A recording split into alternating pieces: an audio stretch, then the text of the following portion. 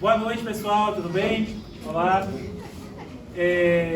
Perdoe se hoje eu estiver um pouco lentificado, mas é porque eu peguei um avião às 2 da manhã, cheguei em Barreiras às 2 horas da tarde, então foram 12 horas aí nessa jornada, sem conseguir descansar depois que eu cheguei de viagem, mas é isso aí. Mas eu vim dar aula por quê? Porque hoje é a aula mais importante do semestre. Sem pressão nenhuma, mas com toda a pressão do mundo, hoje é a aula mais importante do semestre. Por quê? Porque a gente vai estudar a sucessão legítima. O que é a sucessão legítima? O que é que significa dizer sucessão legítima? Perfeito, que eu não sei seu nome. José Diego. José Diego, foi no ponto. Sucessão legítima é aquela sucessão que se opera por força de lei, ou seja, a lei vai determinar quem será chamado a suceder e o quanto cada pessoa chamada a suceder vai receber do patrimônio hereditário. Ou seja, basicamente o centro, o coração, o cerne do direito das sucessões, né? Porque a gente veio conversando sobre teoria, coisas que podem acontecer. Hoje a gente vai começar a ver de fato quem é herdeiro e quanto cada herdeiro vai receber. Olha que assunto maravilhoso. Hoje vocês vão perceber que direito das sucessões é a melhor matéria que vocês vão pegar na faculdade, eu garanto para vocês. Tudo bem? Então a gente vai estudar a sucessão legítima. Ih, não está funcionando. É porque eu esqueci de colocar um. Você se envolveu tanto com a aula, Eu estou dizendo que eu estou identificado. Pronto, acho que agora é bom. E pior que eu levei isso daqui para Salvador, esqueci na mala e não usei no Tudo bem. Então, para vocês terem uma noção do que é que eu quero que vocês, ao final das próximas aulas, saibam resolver. Marília é casada com Jorge no regime da comunhão parcial. Precisava dizer que era comunhão parcial? Não. Por que não? Porque é um presumido. Perfeito. Tiveram 3 filhos, Mateus, Maraís e Simone. Mateus teve 2 filhos, Gustavo e Luan. Simone tem uma filha, Simária. Marília tinha como patrimônio particular uma casa avaliada em R$1 milhão. Marília e Jorge tinham como patrimônio comum investimentos no valor de 900 mil. Mateus, filho de Marília, morreu em 18. Marília morreu em maio de 20. O pai de Marília, Wesley, ainda era vivo. Simone renunciou à herança. Como vai se dar a sucessão de Marília? Tivemos inventário. Existem inventários muito piores. Ontem eu fiquei sabendo por uma professora que é muito minha amiga, que ela estava lidando com o inventário aberto em 1942. Meu Deus! Então daí vocês tiram o que é um belo inventário. Detalhe, ainda estava nas declarações iniciais. As declarações iniciais são o segundo passo do inventário. Primeiro nomeia o inventariante toma posse. Na sequência, declarações iniciais. 1942. Estou declarando aqui. Uma ilha. Mas depois eu conto essa história para vocês.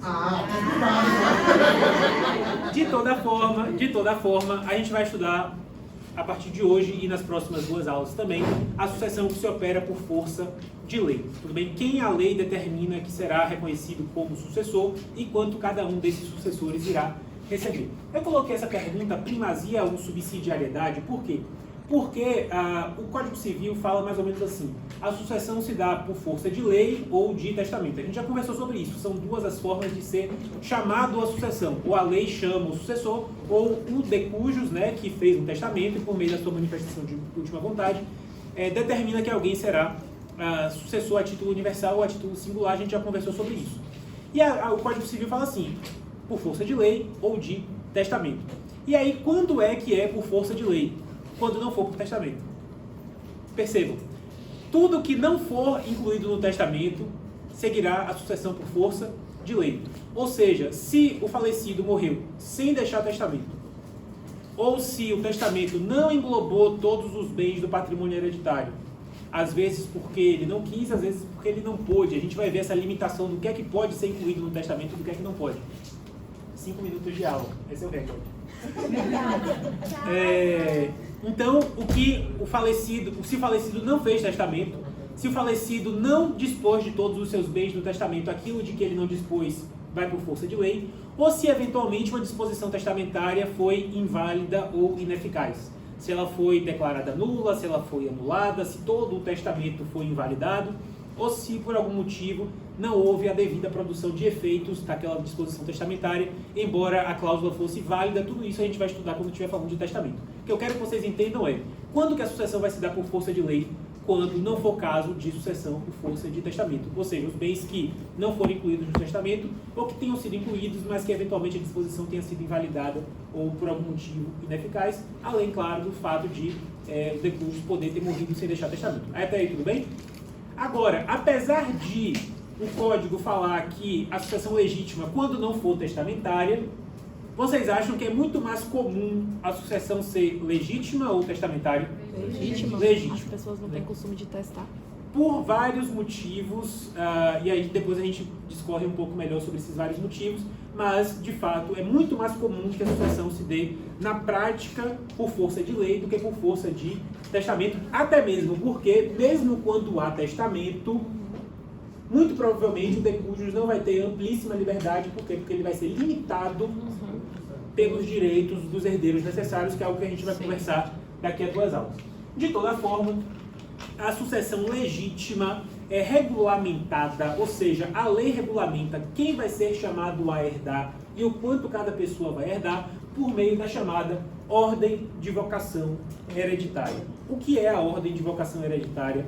É justamente essa lista feita pelo Código Civil dos familiares do morto. O Código Civil organiza pessoas próximas ao falecido, e no caso do nosso ordenamento jurídico, essas pessoas próximas são sempre seus familiares. E percebam quando eu estou falando dos seus parentes, eu estou falando dos seus familiares. Por quê? Porque nessa ordem tem cônjuge e companheiro não são parentes, mas fazem parte da mesma família, né? Então, o Código Civil organiza os familiares do morto, que são consideradas pessoas com vínculos hereditariamente relevantes para com o morto, ou seja, pessoas que faz sentido que recebam a herança daquela pessoa. O Código Civil opta pelos familiares. E organiza esses familiares de acordo com o que o Código compreende que é uma ordem de proximidade, ou seja, quem são as pessoas mais próximas do falecido, e essas pessoas mais próximas serão chamadas a suceder. Ou seja, todos os familiares são incluídos na ordem de vocação hereditária, mas só vão ser chamados a receber herança aquelas pessoas que se encontrarem mais próximas do morto. A gente vai compreender essa ordem em instantes. Tudo bem? Só quero que vocês entendam agora, nesse momento, que o Código Civil olha para toda a coletividade de pessoas e reconhece a algumas o direito de herdar de determinada pessoa que morreu. Que pessoas são essas que potencialmente têm o direito de herdar? Os seus familiares. Na prática, só vai herdar aquelas pessoas que são consideradas mais próximas do falecido, ainda que haja outros familiares, só que esses outros familiares que são mais distantes, nada vão herdar. Então, por exemplo, se o falecido deixou filhos e netos, os filhos vão receber herança, os netos nada vão receber. Por quê? Porque a lei entende que os filhos estão mais próximos do falecido do que os netos. Até aí, tudo bem? A gente vai ver essa ordem daqui a pouco. O que eu quero chamar a atenção nesse momento, que é muito importante que vocês compreendam, é que, por mais que vocês leiam isso, às vezes, nos manuais de graduação, e muitas vezes repetido em palestras de forma acrítica, jamais acreditem que essa ordem de vocação hereditária é um simples reflexo da ordem natural das coisas. Toda vez que eu leio isso no manual de graduação, eu penso, essa pessoa, esse autor, está meramente repetindo sem pensar no que está falando. Afinal de contas, o papel aceita qualquer coisa. Ainda mais se você for famoso, você pode falar qualquer merda que é tomada como verdade absoluta. Jamais tomem para si que ordem de vocação hereditária, ou seja, quem a lei determina que é herdeiro e quanto essa pessoa vai receber, é reflexo da ordem natural das coisas. Jamais. Sempre a ordem de vocação hereditária é fruto de opções político-legislativas. E vou deixar isso muito claro. É claro que hoje em dia a gente tem a tendência de imaginar, beleza, a ordem natural das coisas, porque os filhos vão receber e tal.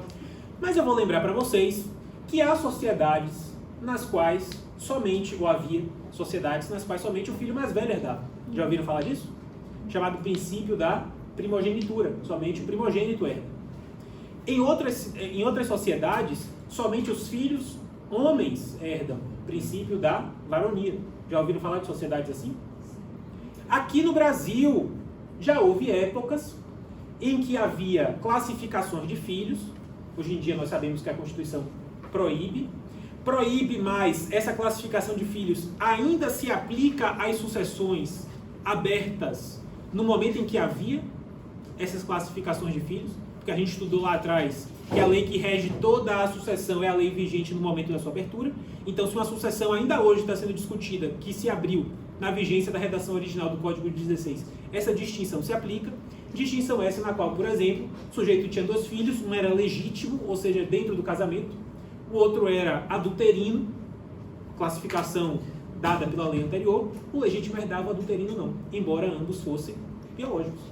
Por que o adulterino não herdava e o biológico e o legítimo herdava? Porque a ordem de vocação hereditária é sempre fruto de opções políticas. Tudo bem? E isso tem repercussões que a gente vai discutir melhor na aula da semana que vem. Hoje não vai dar. Mas eu quero que vocês tenham isso em mente. Tudo bem? Nosso ordenamento jurídico busca, ou pelo menos diz que busca, ordenar essa ordem de vocação hereditária, estruturar essa ordem de vocação hereditária com base em 2 critérios. Tá? Com base no critério da vontade presumida do decújus e com base na teoria dos deveres do falecido. Isso aqui é muito importante, que eu preciso que vocês prestem atenção nisso, tá? Porque vocês vão ver muitas vezes em videoaulas, vocês vão ver isso em manuais de graduação, prestando atenção exclusivamente na ideia da vontade presumida, ou seja, que a lei ordena aos familiares da forma como o morto gostaria que recebessem. Isso não está totalmente errado, só que isso está incompleto, porque a vontade presumida não é a única, o único princípio orientador da sucessão legítima, ou seja, de quem a lei determina que herda. Por quê? Porque se fosse o único princípio orientador, eu, por meio de vontade expressa, poderia afastar da minha sucessão determinadas pessoas, que eu não posso, porque a lei não permite. Então, se eu não gosto do meu filho, eu não posso imotivadamente privá-lo de qualquer direito hereditário. Então, não é somente a vontade do morto que rege a sucessão por força de lei. A vontade do morto é um critério orientador dessa ordem de quem é herdeiro e quem não é, mas também nós temos outro critério, que são os deveres do morto para com algumas pessoas. O Código Civil entende que a pessoa morta deixou para trás pessoas para com quem ele tinha determinados deveres. Deveres principalmente de quê? De solidariedade. Solidariedade familiar. E que, portanto, nas circunstâncias normais de temperatura e pressão, esses deveres impõem que, mesmo contra a vontade do morto, esses sujeitos herdem. Esse é o fundamento daquilo que a gente vai chamar a sucessão forçada, os herdeiros necessários, que a gente vai compreender um pouco melhor na aula da semana que vem. Daqui a 2 aulas, na verdade. Tudo bem? Então, 2 critérios que tentam orientar quem é herdeiro e quanto cada herdeiro vai receber, quem o morto gostaria que fosse herdeiro, mas também determinadas pessoas que a lei entende que aquele morto tinha deveres e que, portanto, devem receber herança.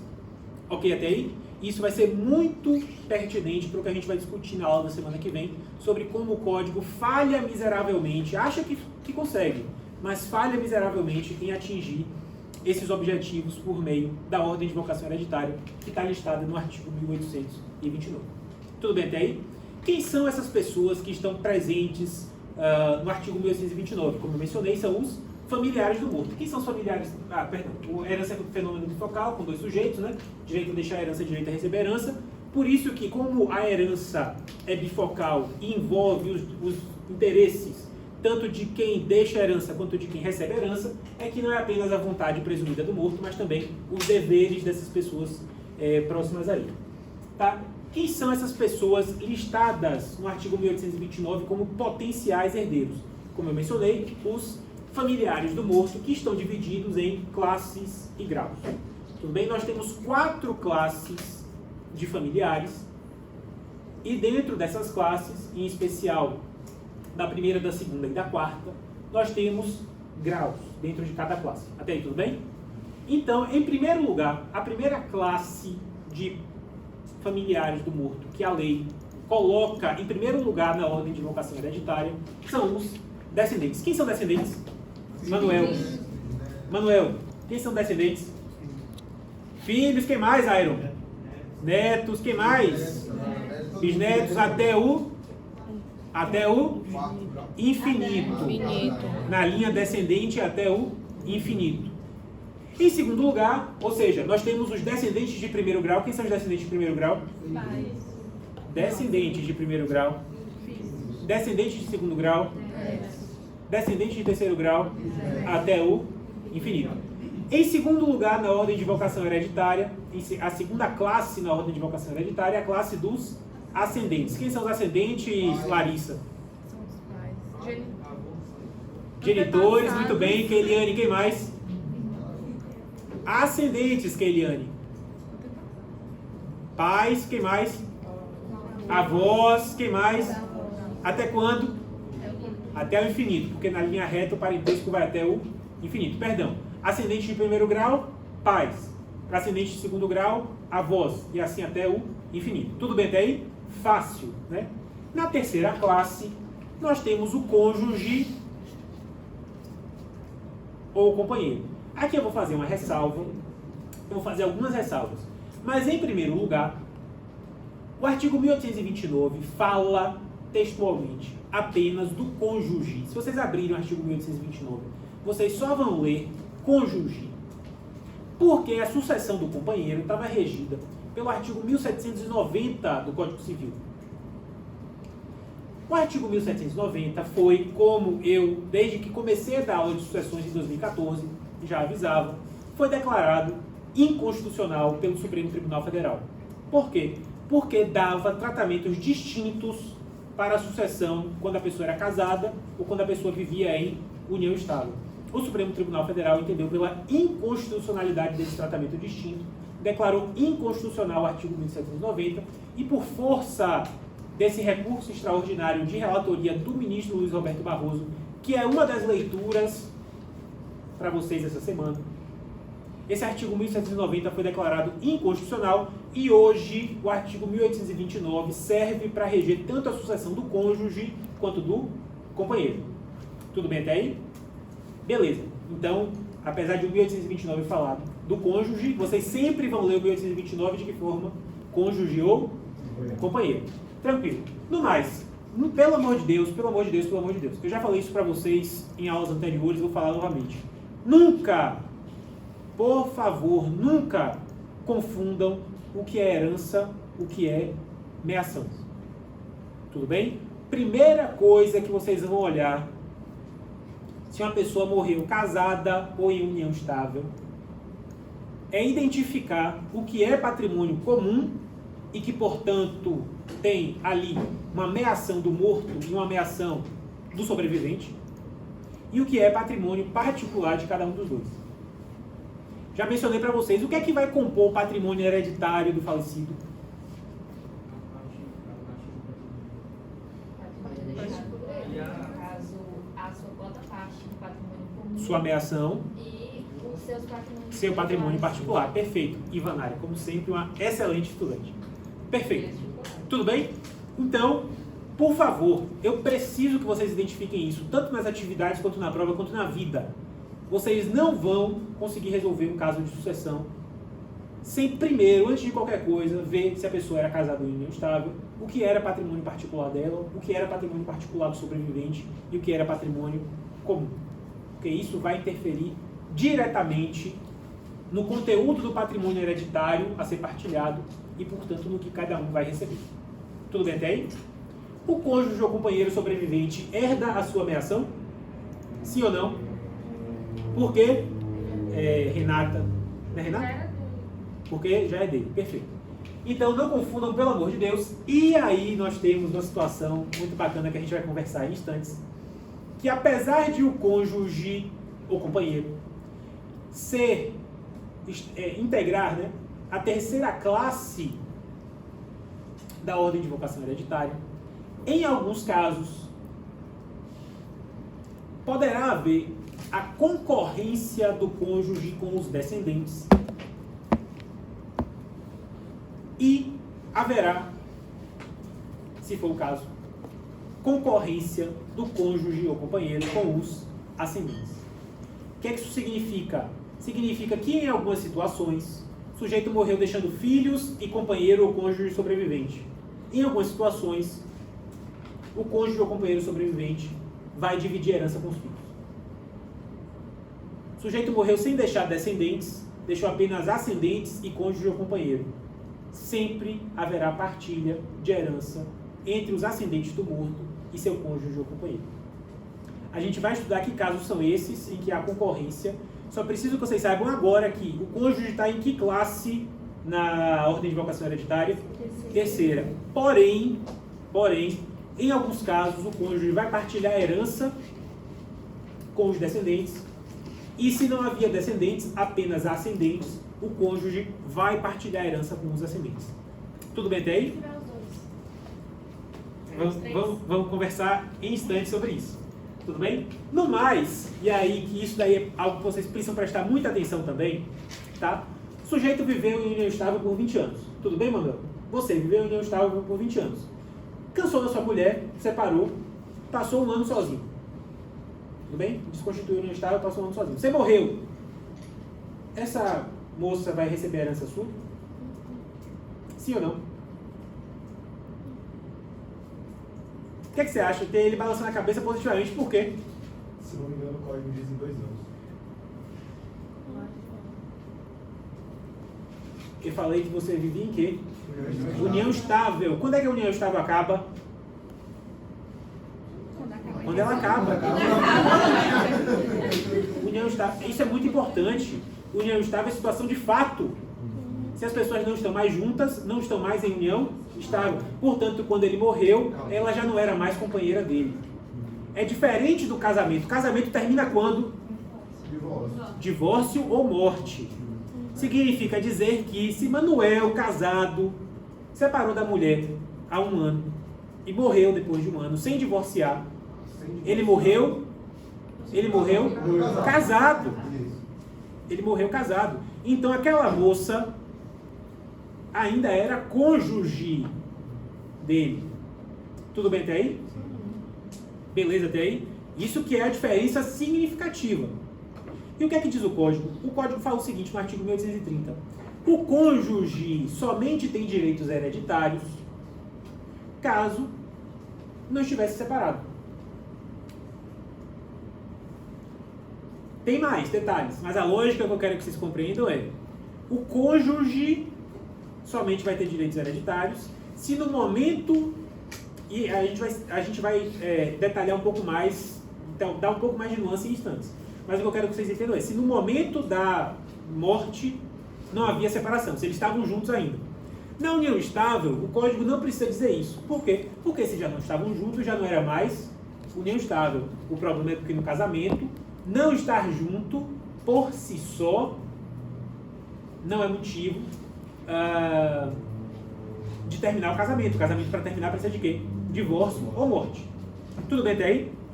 Mas aí, para você que está com o código aberto, leia a parte final do 1830. Pode ler o 1830 todo. Somente Alto, para o rapaz ali, que eu não sei o nome, escutar. Como é seu nome? Vitor, tá querendo escutar. Leia aí. Somente é reconhecido direito sucessório ao cônjuge sobrevivente se, ao tempo da morte do outro, não estavam separados judicialmente, nem separados de fato há mais de 2 anos, salvo prova, neste caso, de que essa convivência se tornará impossível sem culpa do sobrevivente. 1830, tá ali. Então, o que é que o Código fala? O Código fala: se você já tiver separado judicialmente, e aí a gente lê judicialmente ou extrajudicialmente, por quê? Porque na época do Código Civil de 2002 ainda não havia separação extrajudicial, que passou a haver com a Lei 11.441 de 2007, a gente já conversou sobre ela aqui, e vamos voltar a conversar falando de inventário, que permitiu a separação extrajudicial, por escritura pública. Então, se você já está separado juridicamente, ou seja, judicialmente ou extrajudicialmente, seu cônjuge, que ainda é cônjuge, mas já está separado, não vai herdar. Isso é fácil de visualizar. O problema todo é no caso da separação de fato, que é muito mais comum do que a separação jurídica, e inclusive boa parte da doutrina diz que é a única que existe hoje em dia depois da emenda do divórcio, que acabou com a exigência de separação prévia para o divórcio. Antigamente havia, desde 2010 não há mais, e a gente conversou sobre isso em direito de família. Então, separação de fato, que é muito mais comum, significa o quê? cada um pega sua malinha e vai viver sua vida. Não é isso? Sim. Aí o problema tá, Manuel não separou juridicamente. Não entrou com ação de separação, até mesmo porque hoje em dia até se discute se ainda existe, apesar de prevista no Código de Processo Civil. Manuel não lavrou escritura pública de separação, Manuel simplesmente foi o quê? Saiu de casa. Foi viver a vida dele, foi ser feliz. E aí ele morreu um ano depois. Ou seja, ele morreu separado de fato, casado, porque ele não divorciou. E nem estava separado juridicamente, mas morreu separado de fato. E aí, essa esposa, esse cônjuge que sobreviveu, herda ou não herda? O código fala o seguinte: separação de fato, se a separação de fato for a menos de 2 anos, herda. E se foi a mais de 2 anos, também herda, desde que prove que a impossibilidade de convivência se deu sem culpa sua. Essa parte final é muito ruim. Por que é muito ruim? Porque você está trazendo para o âmbito sucessório uma discussão de quem é a culpa da impossibilidade de vida em comum. Como diria Marília Mendonça, e você sabe de quem é a culpa. Vocês conhecem essa música? É um dever jurídico de vocês conhecer essa música. Tudo bem? Só passa em sucessões quem conhece muito de Marília Mendonça. Tudo bem? De toda forma, essa discussão de culpa, de quem é a culpa, de quem não é na separação de fato, é muito ruim.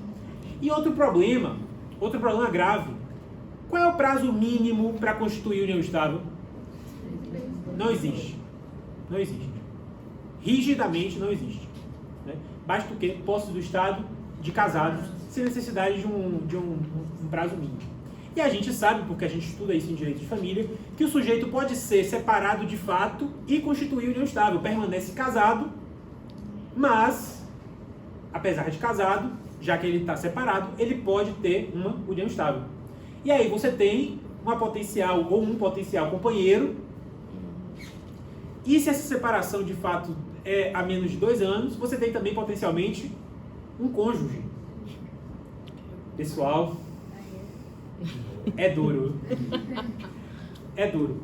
O que acontece? A maioria da doutrina, e eu entendo a melhor doutrina, entende que basta a separação de fato para ignorar completamente essa parte final do artigo 1830, que fala do prazo de 2 anos de separação.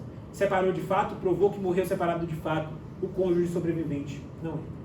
Nós não temos ainda uma jurisprudência consolidada no Superior Tribunal de Justiça nesse sentido, mas eu sinceramente acredito que essa é a próxima tendência do direito das sucessões.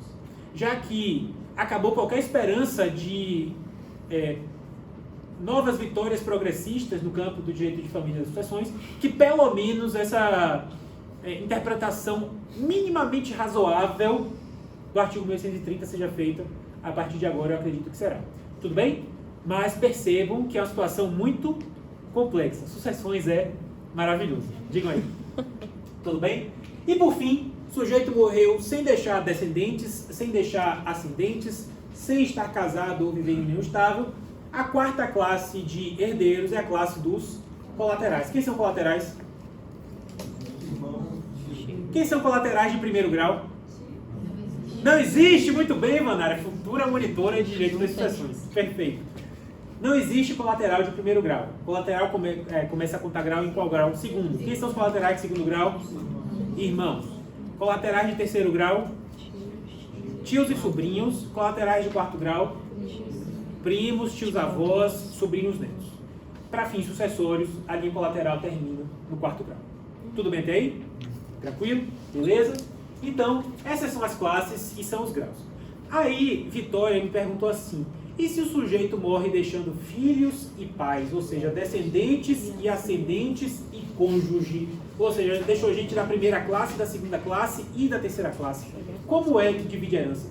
Em relação a isso, a regra é muito simples, tá? A regra é simples, eu não estou dizendo que a regra é boa e a gente vai discutir que essa regra nem sempre é boa da aula semana que vem. Mas o Código Civil estabelece 2 regras relativamente facilmente operáveis para organizar essa fila de herdeiros, que é o princípio da preferência de classes e o princípio de preferência de graus dentro de cada classe. O que é que isso significa? Significa dizer que os descendentes estão em primeiro lugar, eles são a classe mais próxima do falecido. Os ascendentes estão em segundo lugar, eles são a classe mais remota do falecido em relação aos descendentes. O que é que significa o princípio da preferência de classes? Que se o sujeito morreu deixando descendentes e ascendentes, deixa uma filha e uma mãe.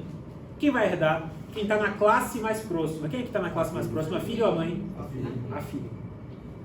Tudo bem? Familiares de classes mais distantes somente serão chamados a suceder se não houver nenhum familiar de classe mais próxima que queira ou que possa receber a herança. Ou seja, um pai e uma mãe só vão receber a herança caso não haja nenhum descendente que queira ou que possa receber a herança. Como assim que queira ou que possa? O sujeito pode ter morrido sem nunca ter filhos. O sujeito teve filhos, o filho renunciou. O sujeito teve filhos, o filho foi excluído por indignidade. Ou então o filho foi deserdado, nas hipóteses em que cabe a deserdação. A gente vai conversar sobre isso. Tudo bem? Ou seja, familiares que estão em classes mais distantes. E aí como é que a gente sabe que classe é mais próxima, que classe é mais distante? Eu acabei de falar. Qual é a primeira classe? Segunda classe? Terceira classe? Quarta classe? Coloquem um asterisco aí. A gente vai voltar a esse asterisco daqui a pouquinho. Porque eu vou falar primeiro da segunda regra, depois eu volto para falar do asterisco. E a segunda regra é: o sujeito morreu deixando filhos, netos, bisnetos. Quem é que vai receber? Por quê? Por causa do princípio da preferência de graus dentro de cada classe. Ou seja, parentes de grau mais próximo estão primeiro na ordem de vocação hereditária. Parentes de grau mais distante estão depois na ordem de vocação hereditária. O que é que isso significa? Significa que o código organiza os familiares do morto em uma fila. Imagine uma fila, tudo bem? Em primeiro lugar nessa fila, nos primeiros lugares dessa fila, estão os descendentes. E aí dentro desses primeiros lugares eu vou organizar os descendentes por graus. Primeiro de todos os lugares eu vou colocar descendente de primeiro grau, depois descendente de segundo grau, depois descendente de terceiro grau e assim por diante. Quando acabar toda a lista dos descendentes, organizados, repito, por graus, eu começo a organizar a fila dos ascendentes, colocando ascendente de primeiro grau, ascendente de segundo grau, ascendente de terceiro grau. Tudo bem até aí? Depois o cônjuge, com asterisco, repito. E por fim, os colaterais. Colaterais de segundo grau, colaterais de terceiro grau, colaterais de quarto grau. Tudo bem? Essa é a ordem de vocação hereditária. É uma ordem com duas regras. Em primeiro lugar, as classes. Dentro de cada classe, os graus. Conseguiram visualizar isso? Só que nós temos outro asterisco aí. Primeiro asterisco. Eu falei para vocês o quê? Classes mais próximas excluem as mais remotas, não é isso? Eu só vou chamar descendentes, caso não haja... eu só vou chamar ascendentes, caso não haja... Só vou chamar colaterais, caso não haja... Descendentes, ascendentes, nem cônjuge. Perfeito, nem companheiro. O que é que acontece? Esse princípio da preferência de classes é mitigado pelo que eu já mencionei, da possibilidade de concorrência sucessória do cônjuge ou companheiro com os descendentes ou com os ascendentes. O que significa dizer que, em alguns casos, o cônjuge ou companheiro, mesmo estando na terceira classe dos herdeiros, vai dividir a herança com pessoas que estão em classe mais próxima. Em alguns casos, vai dividir com os descendentes. E caso não haja descendentes, apenas ascendentes, sempre vai dividir com os ascendentes. Ou seja, você tem uma pessoa que está na terceira classe, uma classe mais longe, que pode dividir a herança com quem está na primeira classe, e se não houver a primeira classe, que vai dividir a herança com quem está na segunda classe. Tudo bem até aí? A gente vai conversar sobre isso em instantes. A cabeça de vocês talvez esteja começando a sair fumacinha, mas a gente vai ver quando é que isso acontece. Tudo bem? Aí eu vou fazer uma pergunta para vocês. O sujeito morreu deixando um pai e uma bisneta. Quem é que vai herdar? O pai. Por que o pai? Porque está mais perto. Eu acho. Quem é que está mais perto? Ascendente. Quem sempre está em primeiro lugar? Descendentes. O grau só é relevante. Ok, pai é ascendente de primeiro grau, bisneto é descendente de terceiro grau. O grau só é relevante dentro de cada classe. Dentro de cada classe. Tudo bem? Tudo bem? Então, quem é que está em primeiro lugar? A bisneta. Por quê? Porque está na primeira classe. Classe dos descendentes. Presta atenção nisso. Presta atenção nisso. Tudo bem? Beleza até aí? Tranquilo? Mas aí eu falei para vocês que tem um segundo asterisco para além da concorrência do cônjuge ou companheiro. Que segundo asterisco é esse? O direito de representação. Por quê? Porque, principalmente na classe dos descendentes e em uma hipótese na classe dos colaterais, parentes de grau mais distante vão dividir herança com parentes de grau mais próximo, representando um parente de grau mais próximo que morreu antes do decúbito. Difícil, né? Mas vamos ver isso aqui com calma. Imagine a seguinte sucessão. Marília teve 2 filhos, Jorge e Mateus.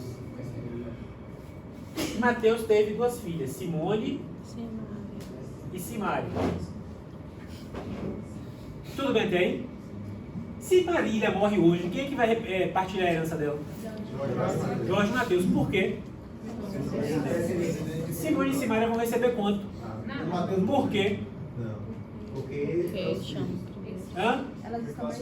Porque apesar de serem descendentes e estarem na primeira classe, elas estão em grau mais distante do que Jorge e Mateus, portanto Jorge e Mateus estão em primeiro lugar e vão receber herança.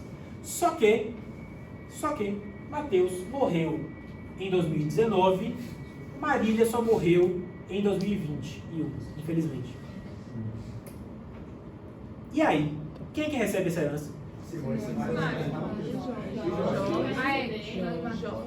Como é que vai ser a divisão dessa herança? 50% para Jorge, 5 para cada um. Mas aí me diga, nós temos parentes de grau mais distante, temos descendentes de segundo grau, dividindo a herança com descendentes de... por conta do direito de representação.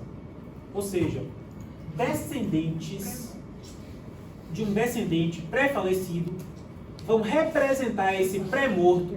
Morto pode receber herança? Não. Né? A gente já estudou isso. Morto não pode receber herança. Mas esse morto, no caso aqui, esse descendente pré-morto, que não pode receber herança, vai ser representado naquela sucessão pelos seus próprios descendentes. E esses próprios descendentes dele vão receber tudo aquilo que ele receberia. Essa herança não vai ser dividida por 3, vai ser dividida por quanto? 2. Por 2. Né? Metade para Jorge, 25% para Simone e 25% para Simária. Por quê? Porque elas vão dividir entre si tudo aquilo que Mateus receberia. A gente vai estudar com calma direito de representação a partir da próxima aula. Não se preocupem não. Só quero visualizar isso. Nós temos o princípio da preferência de graus, no sentido de que o grau mais próximo exclui o mais remoto, ou seja, normalmente se eu tenho filhos, os netos nada recebem, mas, por força do direito da representação, se eu tenho um filho pré-falecido, os netos podem representar esse filho naquela sucessão. Tudo bem até aí? Maravilha, né? Direito das sucessões é a melhor matéria que vocês vão pegar na faculdade, eu garanto para vocês. Tudo bem? E aí que entra algo que vocês precisam visualizar também. Isso daqui que eu vou falar é muito importante. Porque existem 3 modos de o sujeito receber herança, de o sujeito participar da divisão de herança por força de lei. Por direito próprio, por direito de transmissão e por direito de representação.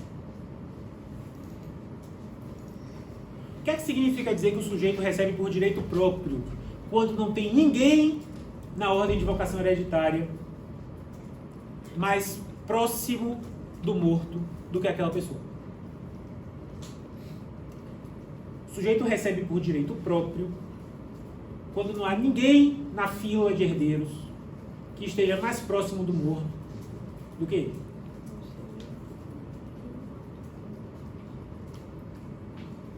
E aí essa herança vai ser partilhada em tantas frações quanto forem as pessoas que recebem por direito próprio. Se eu tenho duas pessoas que recebem por direito próprio, essa herança vai ser partida em quantas? Tem uma pequena exceção que a gente vai ver, duas pequenas exceções que a gente vai ver, uma hoje, outra na semana que vem, mas a regra geral é essa. A regra geral é, eu vou partilhar a herança em tantas frações quanto sejam as pessoas que recebem por direito próprio. O sujeito morreu deixando 5 filhos, essa herança vai ser partilhada em quantas vezes? Cada um vai receber 1/5. Com segurança, essa conta vocês conseguem fazer, pô. Professor, é sempre assim, por exemplo, se uma pessoa tem 3 filhos e não tem netos, aí um morre, essa herança vai ficar só pros 2, aí que não recebe a herança. E se ele não tem filhos próprios, ninguém vai representá-lo, portanto ele não pode receber, porque ele é morto, pré-morto, e não vai ter ninguém para representá-lo. Então essa herança vai ser partilhada por quem permanece vivo no momento da abertura da sucessão. Só representa os descendentes. Tipo, um acidente não pode representar o outro.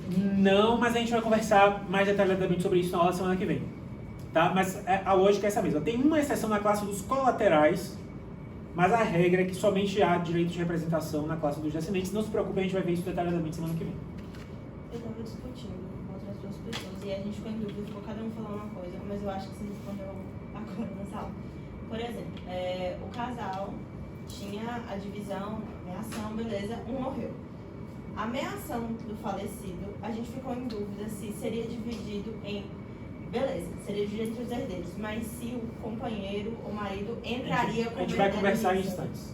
Não se preocupe não, isso é algo muitíssimo relevante para a aula de hoje. A gente vai conversar sobre isso detalhadamente em instantes. Tudo bem sobre direito próprio? Beleza? Aí eu vou fazer uma pergunta para vocês. Jorge teve um filho, Wesley. Jorge morreu em 2017. Mateus morreu em 2019. Marília morreu em 2021. Como essa herança vai ser partilhada?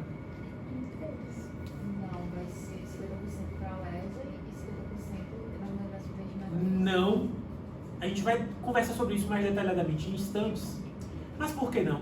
Quem são os parentes mais próximos da morta Marília? Os netos. Esses netos, nesse caso aqui, vão receber de que forma?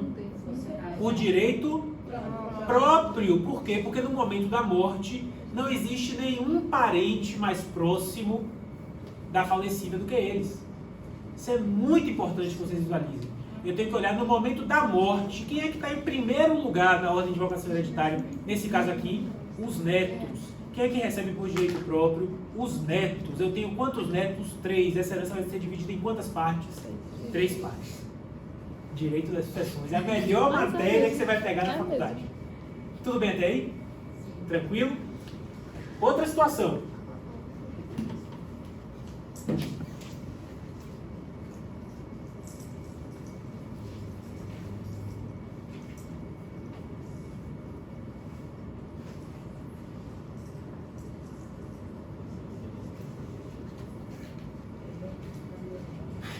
Coisa boa. Tudo bem? O que acontece? Mateus morreu em 2019. Não foi? Foi. Marília morreu em 2021. Bruno, ao saber da morte de Marília, tem um ataque cardíaco e morre. E aí? Paraísa recebe a herança de Marília? Recebe a herança de Bruno, que era de Marília. Perfeito, porque Bruno recebeu a herança de Marília em que momento? Quando ela morreu. Porque o patrimônio se transmite em que momento? Vocês Ele são estava maravilhosos. vivo quando ela morreu. Vocês são maravilhosos. Então, Bruno, quando morreu, já tinha direito à sucessão de Marília. Esse direito à sucessão de Marília se transmite para os seus herdeiros, no caso, Maraísa. Então, Maraísa vai receber a herança de Marília, por quê? Porque ela se transmitiu para ela com a morte do pai. Maraísa vai receber de Marília por força do direito de transmissão.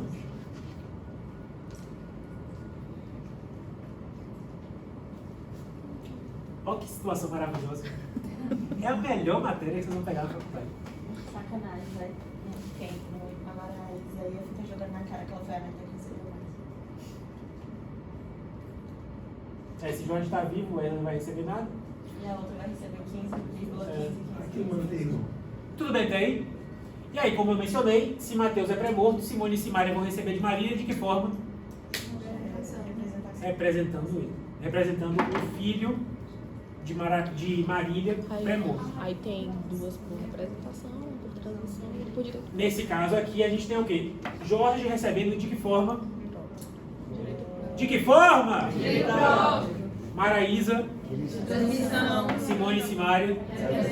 Conseguem visualizar isso? E isso é muito importante, porque é cobrado nas questões. Sempre. Mas, digo sempre, melhor matéria que vocês vão pegar na faculdade.